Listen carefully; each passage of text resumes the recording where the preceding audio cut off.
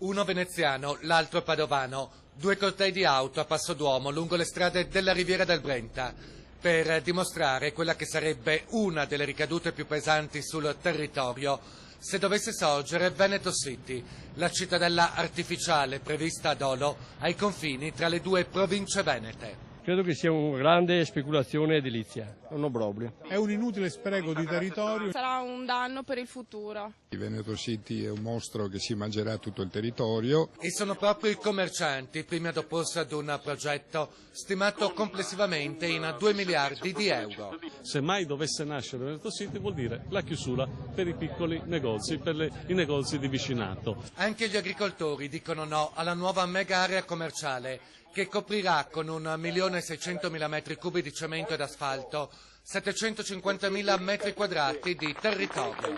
Se andiamo avanti in questo passo andremo a coltivare in qualche altro Stato dell'Unione Europea o comunque addirittura fuori Europa. Negli ultimi mesi il progetto, sposato dalla maggioranza di centrodestra dei vari enti locali, ha avuto un'accelerazione improvvisa. Troppa fretta senza ragionevolezza. Manca, accusano i manifestanti, addirittura la valutazione di impatto ambientale strategica e i timori sono molti. Veneto City darà la stura a tutta un'altra serie di opere, soprattutto di tipo viario. Basta con questi interventi perché il Veneto è il territorio più antropizzato del mondo e poi non possiamo lagnarci se arrivano gli alluvioni e i disastri ambientali.